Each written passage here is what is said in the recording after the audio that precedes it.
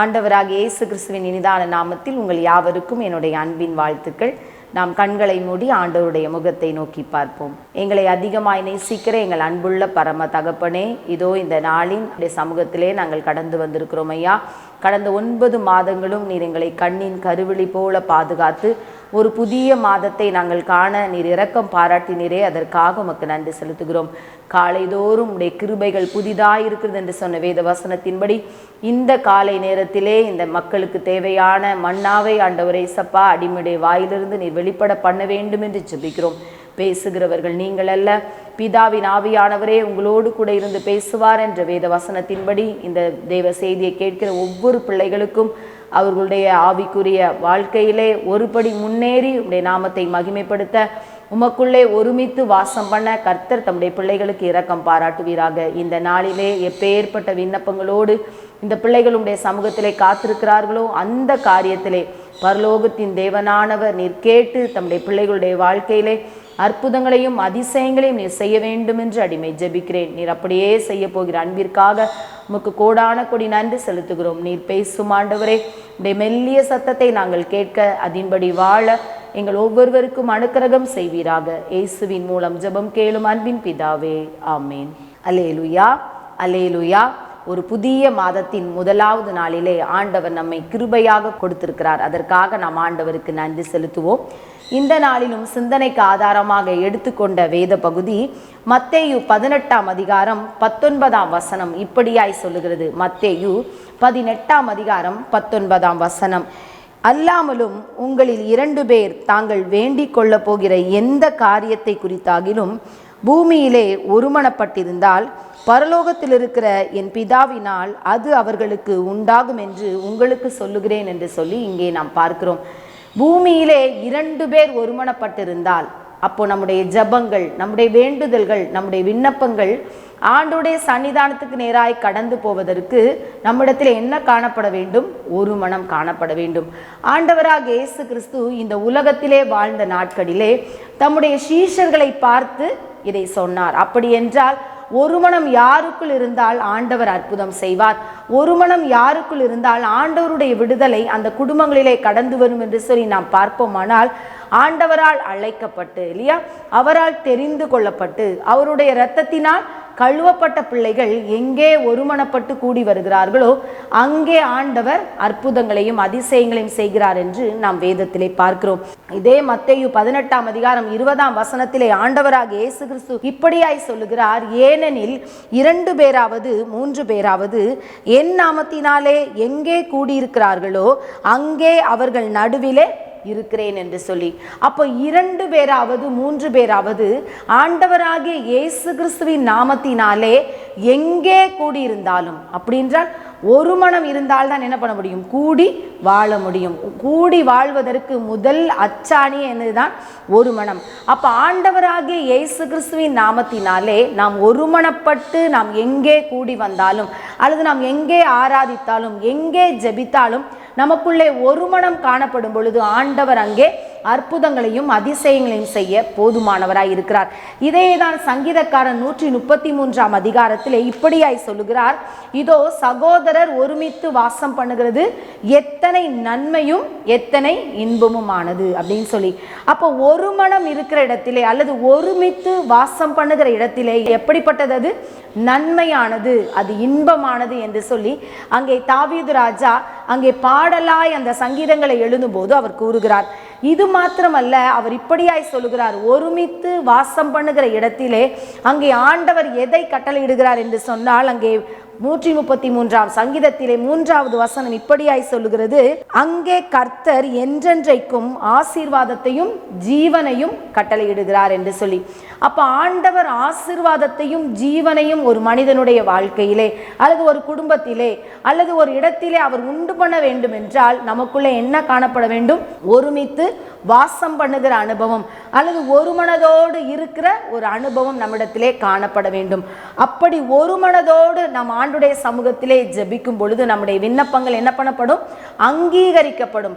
அப்போ ஒரு மனதோடு ஜெபித்தால் மாத்திரம் போதுமா? அல்ல. வேதம் சொல்லுகிறது ஒரு மனம் ஒரு வீட்டிலே எப்பொழுது வரும் அல்லது எப்பொழுது ஒரு குடும்பத்திலே ஒரு மனம் வரும் என்று சொல்லி நாம் பார்க்கும் பொழுது நம்ம விசுவாசம் நம்மிடத்திலே காணப்பட்டால் தான் என்ன பண்ண வரும்? ஒரு மனம் வரும். அங்கே மத்தேயு 21:22 ஆண்டவராகிய இயேசு கிறிஸ்து இப்படியாய் சொல்லுகிறார். மத்தேயு 21:22 மேலும் நீங்கள் விசுவாசம் உள்ளவர்களாய் ஜெபத்திலே எவைகளை கேட்பீர்களோ அவைகளை எல்லாம் பெறுவீர்கள். அப்போ ஒருமனப்பட்டு நாம் ஒரு இடத்துல கூடி வர வேண்டும் என்றால் முதலாவது நம்ம இடத்துல எது காணப்பட வேண்டும்?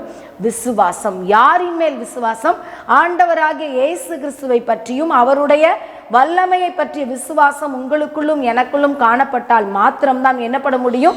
நாம் அற்புதங்களையும் அதிசயங்களையும் பெற்றுக்கொள்ள முடியும். ஆண்டவராகிய இயேசு கிறிஸ்து இந்த உலகத்திலே வாழ்ந்த நாட்களிலே அநேக மனிதர்கள் ஆண்டவரை தேடி தனித்து வந்திருக்கிறார்கள். ஆனால் இணைந்து வந்த அநேகருடைய வாழ்க்கையிலே நாம் பார்ப்போமானால் ஒரு மனம் இருந்தது.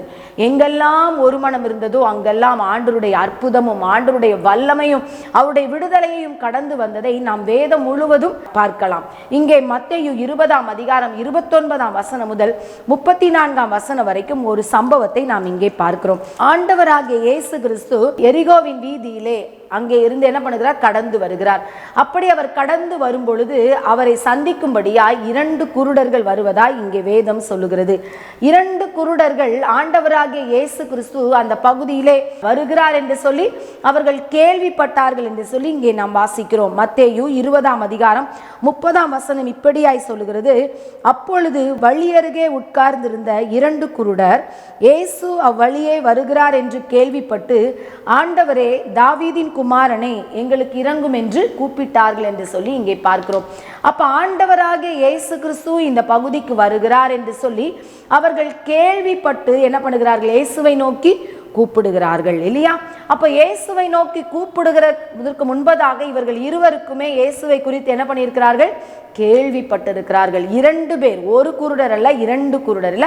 அப்ப 2 பேருமே ஆண்டவராக இயேசு கிறிஸ்து இந்த உலகத்திலே இப்படி ஒரு தேவ மனிதர் வந்திருக்கிறார் இல்லையா? அவர் அநேகருடைய குருடருடைய கண்களை திறக்கிறார், செவிடர்களுடைய செவிகளை திறக்கிறார், ஊமையர்களை பேச வைக்கிறார். அப்படி நிறைய அற்புதங்கள். 12 வயது சிறுமி மரித்து போன மகளை உயிரோடு எழுப்பினார். இப்படி அநேக அற்புதங்கள் ஆண்டவராக இயேசு கிறிஸ்து இந்த உலகத்திலே வாழ்ந்த நாட்களிலே செய்த அற்புதங்களையும் அதிசயங்களையும் இருவர் என்ன பண்ணாங்க? கண்களால பார்க்கவில்லை, ஆனால் இவர்களுடைய காதுகளால் என்ன பண்ணாங்க? கேள்விப்பட்டார்கள். இப்படிப்பட்ட மகத்துவமுள்ள ஆண்டவர் ஒருவேளை சந்திக்கக்கூடிய நாட்களோ நேரங்களோ நம்முடைய வாழ்க்கையில வருமானால் நம்ம கட்டாயம் என்ன பண்ணணும்? அவரிடத்திலிருந்து அற்புதத்தை பெற்றுக்கொள்ளணும். அவரால் சுகமாக்கப்பட வேண்டும் என்று சொல்லி ஒருவேளை இவங்க 2 பேருமே இதற்கு முன்பதாக என்ன பண்ணியிருக்கணும்? பேசி இருக்க வேண்டும். ஏனென்றால் ஆண்டவராக இயேசு கிறிஸ்து கடந்து போகிறார் அல்லது வருகிறார் என்று அவர்கள் கேள்விப்பட்ட உடனே அவங்க கூப்பிடுறாங்கல்ல, இயேசுவே, தாவீதின் குமாரனே, எங்களுக்கு இறங்கும் என்று சொல்லி அவங்க 2 பேருமே என்ன பண்ணாங்களாம்? ஒரு மனதோடு ஆண்டவராக இயேசுவை நோக்கி கூப்பிடுகிறதை நாம் பார்க்கிறோம். அப்ப இதற்கு முன்பதாகவே இயேசுவை குறித்தும் அவருடைய வல்லமையை குறித்தும் அவருடைய மகிமையை குறித்தும் கேள்விப்பட்டது மாத்திரமல்ல, எப்படியாகிலும் இயேசுவிடத்திலிருந்து சுகத்தை பெற்றுக்கொள்ள வேண்டும் என்று இருவருமே பேசி வைத்திருப்பார்கள் என்று நான் விசுவாசிக்கிறேன். ஆகையினால் தான் அவங்க என்ன பண்ணாங்க? ஒரு மனதோடு இயேசுவை நோக்கி கூப்பிடுகிறார்கள்.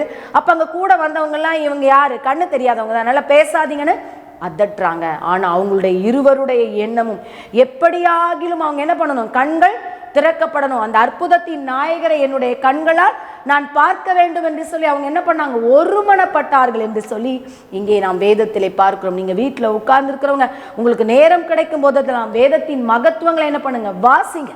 ஆண்டவருடைய வார்த்தையை நாம் வாசிக்க வாசிக்க நமக்குள்ள என்ன வரும்? விசுவாசம் கடந்து வரும். இவங்க ஆண்டவரை பற்றி அதிகமாய் ஒருவரோடு ஒருவர் பேசிக்கொண்டதினால் தான் இருவருக்குள்ளும் என்ன வந்தது? ஒரு மனம் வந்தது.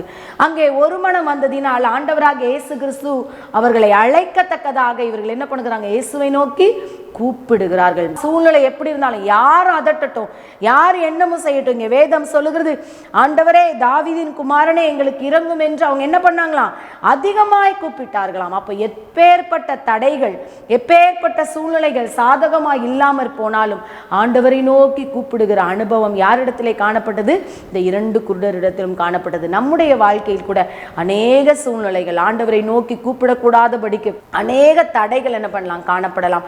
ஆனால் ஆண்டவரால் கூடாத காரியம் ஒன்றுமில்லை என்று சொல்லி நீங்கள் விசுவாசித்து அவரை மாத்திரம் சார்ந்து நீங்கள் அவரை நோக்கி கூப்பிடும் பொழுது அவர் கூப்பிடுகிற நம்முடைய ஒவ்வொருவருக்கும் உதவி செய்ய அவர் போதுமானவராக இருக்கிறார். இங்கே பாருங்கள், வேதம் சொல்லுகிறது, ஆண்டவராக இயேசு கிறிஸ்து அவர்களை தன்னிடத்தில் அழைத்து அவர் அவர்களை பார்த்து கேட்கிறார். பாருங்களா, 32ஆம் வசனம் இப்படியாய் சொல்லுகிறது, நான் உங்களுக்கு என்ன செய்ய வேண்டும் என்றிருக்கிறீர்கள் என்றார். ஆண்டவராக இயேசு கிறிஸ்து அந்த 2 குருடர்களும் தன்னை நோக்கி கதறின அந்த 2 மனிதர்களையும் பார்த்து ஆண்டவர் கேட்கிறார், நான் உங்களுக்கு என்ன செய்ய வேண்டும் என்றிருக்கிறீர்கள். ஒருவேளை அவங்க தேவையோடு எங்களுக்கு பணம் தாங்க ஆண்டவரே, அல்லது நாங்கள் பிச்சை எடுக்காம நாங்கள் வாழ்றதுக்கு எங்களுக்கு நல்ல வசதிகளை உண்டு பண்ணி கொடுங்க அப்படின்னு ஏதாவது கூட என்ன பண்ணிருக்கலாம், கேட்டிருக்கலாம். அதனால அவங்களுக்கு என்னது தேவைன்னு அவங்களே சொல்லட்டும். ஏன்னா இதுவரைக்கும் வழி அருகே இருந்து என்ன பண்ணாங்க? பிச்சை கேட்டு கொண்டிருந்தவர்கள், போறவங்க வர்றவங்ககிட்டலாம் அம்மா எனக்கு போடுங்க என்று சொல்லி கையேந்தி கொண்டிருந்தவர்கள், இவர்கள் எதை எதிர்பார்த்து என்னிடத்தில் வந்திருக்கிறார்கள் என்றுதான் ஆண்டவர் அவர்களை பார்த்து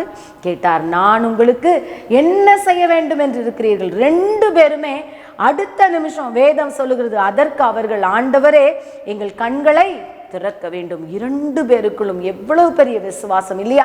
2 பேருமே பார்வையடைய வேண்டும் என்று விசுவாசித்து 2 பேருமே ஒருமனப்பட்டு 2 பேருமே ஆண்டவராக இயேசு கிறிஸ்துவை நோக்கி கூப்பிட்டார்கள். எங்கே 2 பேராகிலும் 3 பேராகிலும் என் நாமத்தினாலே, ஆண்டவர் சொல்லுகிறார், அவருடைய நாமத்தை சொல்லி ஒன்று கூடி அவரை கூப்பிடும் பொழுது அவர்களுக்கு அவர் அற்புதம் செய்ய போதுமானவராய் இருக்கிறார். இங்கே வேதம் சொல்லுகிறது, ஆண்டவராக இயேசு கிறிஸ்து மனதுருகினாராம்.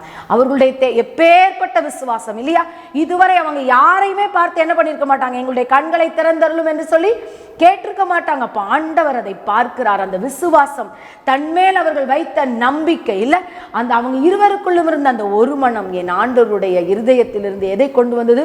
மனதுருக்கத்தை. உங்களுக்காக எனக்காக மனதுருகுகிற ஒரு ஆண்டவர் நம் நடுவிலே கடந்து வந்திருக்கிறார். ஒருவேளை இந்த காலை வேளையிலே ஆண்டுடைய சமூகத்தில் ஏதோ ஒரு காரியத்திற்காக, ஆண்டவரே நீர் என்னுடைய வாழ்க்கையிலே அற்புதங்களை செய்ய மாட்டீரா, மற்றவர்களிடத்துல கேட்க முடியாத காரியமாயிருக்கலாம், ஆனால் உதவி செய்கிற ஒரு ஆண்டவர் உங்கள் நடுவிலே கடந்து வந்திருக்கிறார்.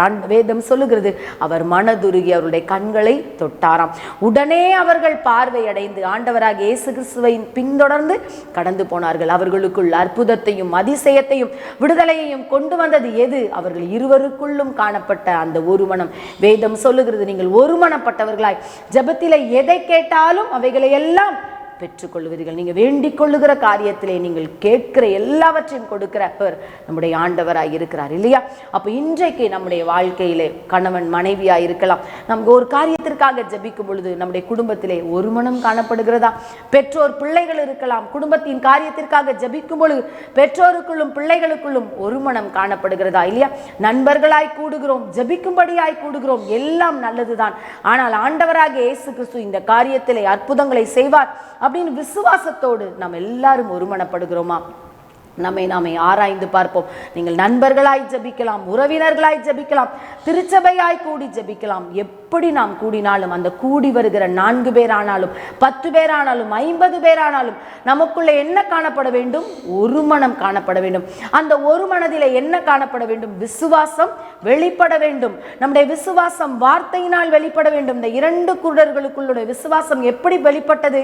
ஆண்டவரே எங்களுடைய கண்களை திறந்தருளும். அப்ப இந்த கண்களை திறக்கக்கூடிய வல்லமை, இந்த சர்வ வல்லமை பொருந்திய இந்த இயேசு என்கிறவருக்கு உண்டு என்று சொல்லி அவர்கள் விசுவாசித்தார்கள். அதைத்தான் ஆண்டவராக இயேசு கிறிஸ்து நமக்கு கற்றுக் கொடுத்து போயிருக்கிறார்.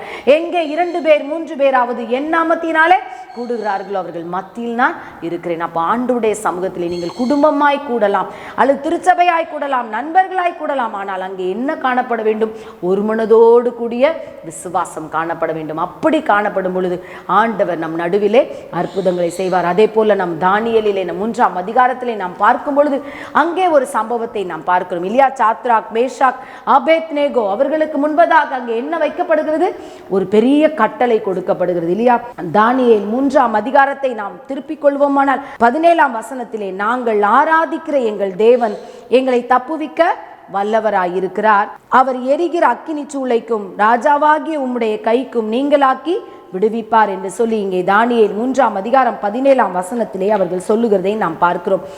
அப்போ இங்கே இவர்கள் 3 பேருக்குள்ளும் ஒரு காரியம் இருந்தது. நாங்கள் ஆராதிக்கிற எங்கள் ஆண்டவர் எங்களை தப்புவிக்க வல்லவர் இல்லையா? அப்போ முதலாவது, எங்கே நாம் கூடினாலும் நம்முடைய ஆண்டவர் சர்வ வல்லமை உள்ளவர் என்பதை நாம் அறிந்து கொள்ள வேண்டும். அது மாத்திரமல்லாமல் இவர்கள் எதினால் இதை சொன்னார்கள் என்று சொல்லி நாம் பார்ப்போமானால், இங்கே யாத்ராகமம் 20ஆம் அதிகாரம் 3ஆம் வசனம் முதல் 5ஆம் வசனம் வரைக்கும் நாம் வாசிக்கும் பொழுது ஆண்டவர் 10 கட்டளை என்ன பண்ணுகிறார்? இஸ்ரவேல் ஜனங்களுக்கு கொடுக்கிறார். அப்போ அவருடைய கட்டளைகளின்படி வாழ்கிறவர்களை தான் ஆண்டவர் என்ன பண்ணுவார்? விடுவிப்பார். அங்கே சொல்லப்பட்டிருக்கிறது, என்னையன்றி உனக்கு வேறே தேவர்கள் உண்டாயிருக்க வேண்டாம், மேலே வானத்திலும் கீழே பூமியிலும் பூமியின் கீழே சமுத்திரத்திலும் உண்டான யாதொரு சொரூபத்தை ஆகிலும் விக்கிரகத்தை ஆகிலும் நீ உனக்கு உண்டாக்க வேண்டாம், நீ அவைகளை நமஸ்கரிக்கவும் அவைகளை சேவிக்கவும் வேண்டாம் என்று சொல்லி இங்கே நேபுகாத் நேச்சார் இல்லையா ஒரு அழகாய் ஒரு சட்டம் இயற்றுகிறார் இல்லையா?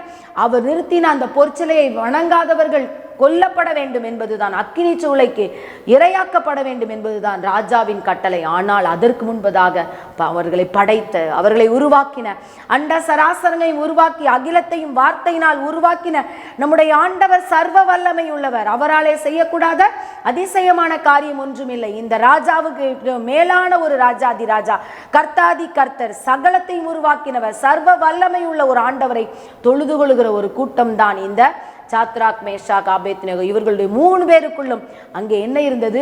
ஒரு மனம் இருந்தது. எதற்காக? ஆண்டவருடைய கட்டளைகளையும் நியமங்களையும் கட்டாயம் கடைபிடிக்க வேண்டும். ஆண்டவரை தவிர வேறு ஒருவரையும் அவர்கள் வணங்க மாட்டோம் என்கிறதிலே உறுதியாய் இருந்தார்கள். ராஜாவின் கட்டளையை பார்க்கிறோம், என் ஆண்டவருடைய கட்டளை தான் பிரதானமானது என்று சொல்லி ஆண்டவருடைய கட்டளைகளையும் கற்பனைகளையும் கை கொள்ளுகிறவர்களாய் அவர்கள் காணப்பட்டார்கள். ஆகையினால் தான் வேதம் சொல்லுகிறது, அவர்கள் ராஜா நிறுத்தின பொற்சிலையை வணங்காதபடியினால் அங்கே அவர்கள் அக்கினி சூளையிலே தூக்கி போடப்பட்டார்கள். அங்கே அதற்கு முன்பதாக அவருடைய விசுவாச வார்த்தையை நாம் பார்க்கும் பொழுது, அவர் சர்வ வல்லமையுள்ளவர். அவர் விடுவித்தாலும் சரி, விடுவிக்காமற் போனாலும் சரி, நீர் நிறுத்தின பொற்சிலையை நாங்கள் என்ன பண்ணுவதில்லை? வணங்குவதில்லை என்று சொல்லி அவங்க என்ன பண்ணாங்க? அவ்வளவு உறுதியா அங்கே அவர்கள் ஆண்டவருக்காக வைராக்கியமாய் நின்றார்கள். அங்கே வேதம் சொல்லுகிறது, தானியேல் 3ஆம் அதிகாரம் 24ஆம் வசனத்திலே, அப்பொழுது ராஜாவாகிய நேபுகாத் நேச்சார் பிரமித்து தீவிரமாய் எழுந்திருந்து தன் மந்திரிமார்களை நோக்கி, 3 புருஷரை அல்லவோ கட்டுவித்தவர்களாக அக்கினியிலே போடுவித்தோம் என்றார்கள். ஆம் ராஜாவே அப்படின்னு சொல்லி அவங்க என்ன பண்றாங்க? ராஜாவுக்கு பிரதியுத்தரம் சொல்லுகிறார்கள். அப்ப அவர் சொல்லுகிறார் 25ஆம் வசனத்திலே, 4 பேர் விடுதலையாய் அக்கினியின் நடுவிலே உலாவுகிறதை காண்கிறேன், 4ஆம் ஆளின் சாயல் தேவபுத்திரனுக்கு ஒப்பாய் இருக்கிறது என்றார் என்று சொல்லி. அப்போ எங்கே ஒரு மனம் இருக்கிறதோ அங்கே ஆண்டவரே என்ன பண்ணுவார்? கடந்து வருவார். அக்கினி சூளை தான் இல்லையா? அங்கே ஆண்டவராகிய இயேசு கிறிஸ்து 4வது நபராய், அவர் மேல் விசுவாசம் உள்ளவர்களாய், அவருடைய கட்டளைக்கு கீழ்ப்படிந்து நிற்கிற மனிதனுக்காக என் ஆண்டவராகிய இயேசு கிறிஸ்து அன்றைக்கு 4வது நபராய் அந்த அக்கினி சூளையிலே இறங்கினதை நாம் பார்க்கிறோம். ஒரு பக்தன் கூட அழகாய் பாடுகிறார், சிங்க கெபியில் நான் விழுந்தேன், அவர் என்னோடு அமர்ந்திருந்தார், சுட்டெரிக்கும் அக்கினியில் நடந்தேன் இல்லையா, பனித்துளியாய் என்னை நனைத்தார் என்று சொல்லி அங்கே தேவதூதனுக்கு சாயலாய், தேவ புத்திரனுக்கு ஒப்பாய் நம்முடைய ஆண்டவராகிய இயேசு கிறிஸ்து அங்கே 4வது நபராய் அந்த அக்கினி சூளைக்குள்ளே வந்ததை நாம் பார்க்கிறோம். எதினால் அங்கே ஆண்டவர் இறங்கி வந்தார்? அவர்களுக்குள்ளே இருந்த அந்த ஒரு மனம், என் ஆண்டவர் எங்களை விடுவிக்க வல்லமை உள்ளவர், அப்படியே விடுவிக்காமற் போனாலும் நீ நிறுத்தின பொற்சிலையை, அதாவது ஆண்டவராகிய கடவுள் எங்களுக்கு கொடுத்த கட்டளையை நாங்கள் என்ன பண்ணுவதில்லை? மீறுவதில்லை என்று சொல்ல அந்த விசுவாசம் அங்கே அவர்களுடைய வாழ்க்கையில் ஒரு பெரிய விடுதலையை கட்டளையிட்டு அந்த தேசத்திலே அவர்கள் உயர்த்தப்பட்டதை நாம் இங்கே வேதத்திலே பார்க்கிறோம். இன்றைக்கு இந்த தேவ செய்தியை கேட்டுக்கொண்டிருக்கிற என் அன்பு சகோதரனே, என் அன்பு சகோதரியே, நீங்கள் யாராயிருக்கலாம், எப்பேற்பட்ட சூழ்நிலையின் மத்தியிலே இந்த நிகழ்ச்சியை நீங்கள் பார்த்து கொண்டிருக்கலாம், உங்களுக்கு உதவி செய்கிற ஒரு ஆண்டவர் உங்கள் நடுவிலே கடந்து வந்திருக்கிறார். ஆனால் நீங்கள் ஜெபிக்கிற காரியத்திலே ஒரு மனம் காணப்படுகிறதா? அநேக காரியத்திற்காக நம்ம என்ன பண்ணுறோம்? மார்த்தாளை போல கலங்கி நிறைய காரியத்தை குறித்து என்ன பண்ணுறோம்? கவலைப்பட்டு கலங்குகிறோம். ஆனால் மரியாள் ஆண்டவரை விட்டு எடுபடாத ஒரு நல்ல பங்கை தெரிந்து கொண்டது போல நம்முடைய ஆண்டவரை பற்றிய அறிவு நம்மிடத்திலே காணப்படுகிறதா? ஆண்டவராக இயேசு கிறிஸ்து எப்படிப்பட்டவர், எப்படிப்பட்ட பிள்ளைகளாய் நாம் வாழும் பொழுது அவர் நமக்கு இரக்கம் பாராட்டுகிறார் என்கிற அறிவு நம்மிடத்தில் காணப்பட்டால் மாத்திரம்தான் நாம் என்ன பண்ண முடியும்? ஒரு மனதோடு அவரை விசுவாசிக்க முடியும். இங்கே இவர்கள் 3 பேருக்குள்ளுமே ஒரு பெரிய விசுவாசம் இருந்தது. என் ஆண்டவர் சர்வ வல்லமை உள்ளவர், அவராலே செய்யக்கூடாத அதிசயமான காரியம் ஒன்றுமில்லை என்று சொல்லி அந்த 2 குருடர்கள் அவர்களுடைய வாழ்க்கையில நாம் பார்ப்போமானால் கண்கள் தெரியவில்லை தான். ஆனால் ஆண்டவர் இவர் எப்படிப்பட்டவர்? இவர் சர்வ வல்லமை உள்ளவர், கண்களை உருவாக்கினவர், பார்வை இல்லாத கண்களுக்கு பார்வை கொடுக்கிறவர் என்ற விசுவாசம் இருந்தபடியினால் அவரிடத்திலே ஒருமனப்பட்டு என்ன பண்ணாங்க? ஆண்டவரிடத்திலே கூடி வந்தார்கள். இன்றைக்கு நீங்கள் உங்களுடைய வாழ்க்கையிலே நீங்கள் அற்புதத்துக்காக, அதிசயத்துக்காக, விடுதலைக்காக ஆண்டவருடைய சமூகத்திலே காத்திருப்பது நல்லதுதான், ஜெபிப்பது நல்லதுதான். ஆனால் ஒரு மனதோடு ஜெபிக்கிறோமா? கணவன் மனைவியாய் ஒருமனப்படுகிறோமா? பெற்றோர் பிள்ளைகளாய் ஒருமனப்படுகிறோமா? திருச்சபையாய் குழுக்களாய் கூடி ஜெபிக்கும் பொழுது அங்கே ஒரு மனமும் விசுவாசம் காணப்படுமா? ஒரு மனமும் விசுவாசம் எங்கே காணப்படுமோ அங்கே ஆண்டவர் தம்முடைய வல்லமையும் தம்முடைய மகத்துவத்தையும் அவர் வெளிப்படுத்தி அற்புதங்களை செய்ய போதுமானவராய் இருக்கிறார். ஆண்டுடைய சமூகத்திலே ஒருமனப்பட்டவர்களாய் கூடி வருவோம். அவர் கொடுக்கிற அற்புதங்களையும் விடுதலைகளையும் பரதேசின் வாழ்வையும் பெற்று அநேகருக்கு ஆசீர்வாதமாவோம். அப்படிப்பட்ட கிருபைகளை ஆண்டவர் தாமே நம் அனைவருக்கும் தந்தருள்வாராக. ஆமென். கர்த்தருடைய பரிசுத்த நாமத்துக்கு ஸ்தோத்திரம். ஆண்டவருடைய சகோதரி கொண்டு ஆவியானவர் ஒரு மனத்தை குறித்து அவர் தெளிவாக நீர் பேசி நீர். இப்போது இந்த நிகழ்ச்சியை பார்க்குறவர்களுக்காக நான் ஜெபிக்க போகிறேன். ஆமோஸ் 3:7 கர்த்தராகிய ஆண்டவர் தீர்க்கதரிசிகளாக நம்முடைய ஊழியக்காரருக்கு தமது ரகசியத்தை வெளிப்படுத்தாமல் ஒரு காரியம் செய்யார் என்று பார்க்குறோம். பழைய காரியத்தை விட்டு எல்லோரும் புதிய காரியத்தை கண்டு கொள்ளுங்கள். இயேசு கிறிஸ்து நாமத்தை விட்டும் கர்த்தர் உங்களை ஒவ்வொருவரையும் கர்த்தர் ஆசீர்வதிக்கிறார். இன்னும் கொஞ்சம் காலங்களில் உலகத்தில் ஒரு மாற்றம் வரும் என்று கர்த்தர் சொல்லுகிறார். ஒரு வாகனத்தில் ஒரு போகும்போது ஒரு வீட்டில் விபத்தில் மறிக்கிறதை கர்த்தர் காட்டுகிறார். உங்களுக்கு தெரியாத இடங்களுக்கெல்லாம் கொஞ்ச நாள் கழித்து சிலர் புறப்பட்டு போக இருக்கிறார்கள். அது அதிசயம் அதிசயம். 1 மாதத்துக்கு பிறகு உலகத்தில் பல சம்பவங்கள் வரும். இதை நீங்கள் பார்ப்பீர்கள் என்று கர்த்தர் சொல்லுகிறார். ஒரு குழந்தை பிறக்கல் என்று ஒரு வாரத்தோடு இருக்கிறாங்க. கர்த்தர் அந்த குழந்தை பிறக்க செய்வார்.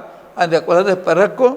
பிறந்து அது 3 மாதம் கழித்து 4ஆம் மாதத்திலிருந்தே அநேக மக்களுக்கு ஆசீர்வாதமாக இந்த ஊழியம் வளரும் என்பதை அறிய வேண்டும். நீச்சல் குளத்தை நீண்டு போல தென்னை ஒரு பகுதி முற்றிலும் நீந்தும் என்று கர்த்தர் சொல்லுகிறார். ஒரு வாகனம் வந்து ஒரு ஊர்லேருந்து ஒரு போகும்போது விபத்துக்குள்ளாகிறது கர்த்தர் காட்டுகிறார். ஒரு மாலை வேளையில் ஒரு வீட்டில் ஒரு நற்செய்தி கூட்டம் நடக்கும். அந்த கூட்டத்தில் ஒரு அதிசயம் நடக்கும். அதை கண்டு ஆச்சரியப்படுவார்கள். ஒரு அற்புதத்தை செய்து கர்த்தர் உங்களை ஆசீர்வதிக்கிறார். சென்னை கடற்கரையிலே மணல் ஆனது கலர் மாறப்போகுது. கொஞ்ச நாட்களுக்குள்ளே இந்த 7 கடத்தில் உள்ள மக்களும் பார்ப்பார்கள் என்று கர்த்தர் சொல்லுகிறார். ஒரு அற்புதம் நடக்கட்டுமா? ஒரு அதிசயம் நடக்கட்டுமா? அற்புதம் நடக்கும், அதிசயம் நடக்கும். எல்லா ஆசீர்வாதத்தை விட மனம் திரும்புவது தான் பெரிய ஆசீர்வாதம் என்று கர்த்தர் சொல்லுகிறார். இப்போது தெப்பனியா தீர்க்கதரிசி புத்தகத்துள்ள ஒவ்வொரு வசனமும் உலகத்தில் உறுதிப்படுத்தப்படும், நிறைவேறும் என்று கர்த்தர் சொல்லுகிறார். ஆங்கிலத்திலே ஒரு கடிதம் எழுதி வச்சிருக்கிறாங்க. ஆங்கிலத்தில் ஒரு கடிதம் எழுதி, அந்த கடிதத்தை உங்கள் வீட்டில் வைக்காதுங்க, அதை எடுத்து கிழித்து போட்டுருங்க, இதில் எரித்திருங்க, அது அந்த வீட்டில் இருக்கக்கூடாது என்று கர்த்தர் சொல்லுகிறார். ஒரு சொத்து பிரச்சனையில் ஒரு அனுகூலமாக இருக்குமா, அனுகூலமாக இருக்காதா என்று கவலைப்பட்டு கொண்டிருக்கிறாங்க. அந்த சொத்து பிரச்சனையில் ஒரு அனுகூலமாக இருக்கும். கொஞ்ச நாட்களுக்குள்ளே அதை கண்டு ஆச்சரியப்படுவீர்கள் என்று கற்றுக்கிறார். படிக்கிற பிள்ளைகளுக்கெல்லாம் நல்ல படிக்க ஞானம் அறிவு புத்தியை தேவன் தருவார். அது ஆசீர்வாதமான படிப்புகள்லாம் அநேக பிள்ளைகள் இருக்கிறதை கர்த்தர் காட்டுகிறார். இறந்து போன்றவர்களெல்லாம் உயிரோடு எழுப்பப்பட முடியுமா? அடுப்படியாக நினைக்கிறாங்க. கிறிஸ்துவுக்குள் மரித்தவர்களாம் முதலில் எழுந்திருப்பார்கள். இதை கர்த்தர் காட்டுகிறார். ஒரு ஓட்ட பாத்திரத்தை நல்ல பாத்திரம் மாற்ற முடியுமா? என்ன நினைக்கிறாங்க? ஓட்ட பாத்திரத்தை நல்ல பாத்திரம் மாற்ற வேண்டுமானால் மனம் திரும்பினால்தான் அந்த ஓட்ட பாத்திரம் நல்ல பாத்திரம் மாற முடியும். இல்லைன்னா மாறாது. அசுத்தாவிகளெல்லாம் முற்றிலும் உலகத்திலிருந்து அழிக்கப்படும். 8 நாட்களுக்குள்ள வீட்டில் எதிர்பாராத ஒரு அதிர்ஷ்டம் நடக்கும். இதை கண்டு ஆச்சரியப்படுகிறார். அடகு வைத்த பொருட்களை திருப்ப வேண்டும் என்று ஒரு தெவித்து கொண்டே இருக்கிறாங்க. ஆனால் இருவரையும் அவர் அடகு வைத்த பொருளை திருப்ப முடியல. என்னை திருப்ப முடியுமா? திருப்ப முடியாதா? நிச்சயமாக திருப்ப முடியும். கொஞ்ச நாட்கள் எத்தனை பொருள் அடகு வைத்திருக்காலோ அத்தனை பொருளையும் அதை செபிக்கிறவங்க செபிக்கிறவங்க நிச்சயமாக ஏனென்றால் திருப்ப முடியும். திருப்பி ஆண்டு கொடுப்பார். ஒரு குழந்தைக்கு வயிற்றுக்குள்ள பூச்சி நிறைய இருக்கிறனால அடிக்கடி வாந்தி வரும். அப்படி ஒரு வீட்டில் ஒரு குழந்தைய காட்டுகிறார். அந்த குழந்தை இப்போதே நீங்கள் கவனித்து விட்டால் அந்த வயிற்றுக்கு இருக்க பூச்சியெல்லாம் வெளியே வந்துடும். இதை கர்த்தர் காட்டுகிறார். ஆண்டவர் இயேசுவோட வருகைக்குள்ள முதல் அடையாளம் தென்னை கடற்கரையிலே நடக்கப் போகுது என்பதை பார்த்து கொள்ளுங்கள் என்று கர்த்தர் சொல்கிறார். தோட்டத்தை போல அல்ல தோட்டங்கள் இருந்தாலும் கிறிஸ்துவின் தோட்டமே தோட்டம். எல்லாம் தோட்டம் என்று சொல்ல முடியாது. கிறிஸ்து எங்கே வாழ்கிறாரோ அதுதான் கிறிஸ்துவின் தோட்டம். எல்லாம் கிறிஸ்துவின் தோட்டம் சொல்ல முடியாது. உலகத்தில் எத்தனை தோட்டம் இருக்குது, அதெல்லாம் கிறிஸ்துவின் தோட்டம் சொல்ல முடியாது. கிறிஸ்து எந்த தோட்டத்தில் வாழ்கிறாரோ அதுதான் கிறிஸ்துவின் தோட்டம் தவிர எல்லாம் கிறிஸ்துவோடு சொல்ல முடியாது. ஒரு மண்டை ஓட்டில் ஒரு சூன்யம் பண்ணி ஒரு வீட்டில் புதைத்து இருக்கிறார்கள். அந்த மண்டை ஓட சூன்யப்படுத்தினால அவருக்கு மனநிலை பாதிக்கப்பட்டு இருக்கிறார். அந்த மனநிலை பாதிக்க காரணம்னா மண்டை ஓட்ட சூன்யம் பண்ணி வைத்திருக்கிறார்கள். அதனால் மனநிலை பாதிக்கப்பட்டு இருக்கிறார்.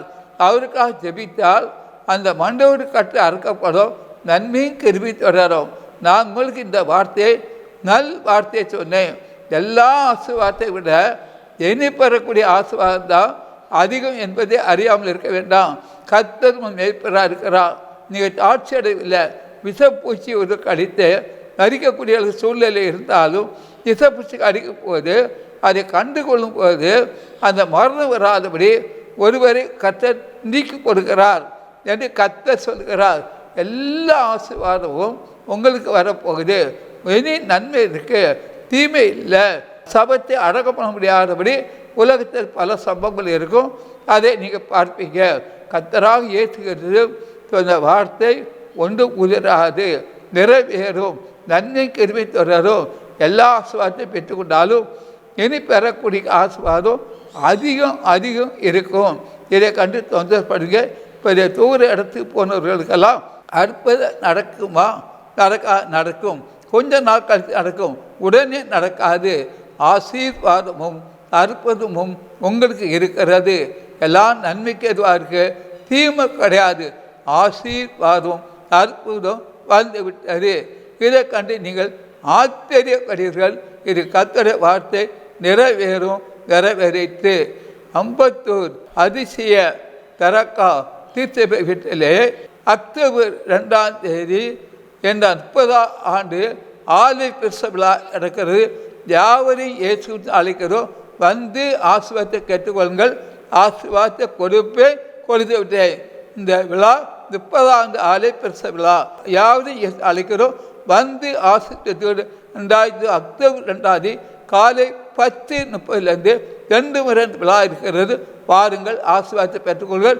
அற்புதம் நடக்கும், அற்புதம் நடக்கும், அற்புதம் நடக்கும். ஆமென். அதிசய பெராக்கா தீர்க்க தரிசன ஊழியத்தின் 30வது ஆண்டு ஆலய பிரதிஷ்டை விழா நாள் 2/10/2024 புதன்கிழமை காலை 10:30 மணி முதல் பிற்பகல் 2 மணி வரை நடைபெறும் இடம் அதிசய பெராக்கா தீர்க்க தரிசன ஊழியம் எண் 71 மௌனசாமி தெரு, அம்பத்தூர், சென்னை 53. துதி ஆராதனை சுவிசேஷகர் டி. செல்வன் அவர்கள். தீர்க்க தரிசன செய்தி அளித்து உங்களுக்காக ஜெபிக்க இருக்கிறவர் தீர்க்க தரிசனம் மற்றும் சுகம் அளிக்கும் வரத்தை பெற்ற தீர்க்கதரிசி எஸ். தங்கசாமி அவர்கள். சபை பாகுபாடின்றி அனைவரும் இந்த ஆலய பிரதிஷ்டை விழாவில் கலந்து கொள்ளுமாறு உங்களை அன்புடன் கேட்டுக்கொள்கிறோம். மேலும் விவரங்களுக்கு தொடர்பு கொள்ள எஸ். தங்கசாமி, தொலைபேசி எண் 0442574550, 0442574551, செல்போன் 9383344445. மேலும் தேவ ஊழியரை நீங்கள் தனித்தனியாக சந்தித்து ஜெபிக்க விரும்பினார் ஒவ்வொரு நாளும் அதிகாலை 5 மணி முதல் காலை தொழுகையில் நீங்கள் கலந்து கொண்டு சகோதரர் அவர்களை சந்தித்து ஜெபித்துக் கொள்ளலாம். மேலும் விவரங்களுக்கு தொடர்பு கொள்ள சுவிசேஷகர் எஸ். தங்கசாமி, தொலைபேசி எண் 26574550, 26574551, செல்போன் 9383344445. புத்தூர் அதிசய பராக்கா தீர்க்க தரிசன ஊழியங்கள் நடத்தும் பரிசுத்த உபவாச ஜெப கொடுகை நடைபெறும் இடம் அதிசய பராக்கா தீர்க்க தரிசன ஊழியங்கள் 71 மௌனசாமி தெரு, அம்பத்தூர் ஓச்சி. இதில் சிறப்பு ஜெபம் மற்றும் தேவ செய்தி அளிக்க இருக்கின்றவர் தீர்க்கதரிசி சுவிசேஷகர் எஸ். தங்கசாமி அவர்கள். அன்பானவர்களே, இந்த உபவாச கூட்டத்தில் கலந்து கொண்டு தேவ ஆசீர்வாதங்களை பெற்று செல்ல அன்புடன் அழைக்கப்படுகின்றீர்கள். தேவைகளுக்கும் மேலும் ஆலோசனைகளுக்கும் நீங்கள் தொடர்பு கொள்ள வேண்டிய முகவரி சுவிசேஷகர் எஸ். தங்கசாமி, 71 மௌனசாமி தெரு, அம்பத்தூர் ஓச்சி, சென்னை 53.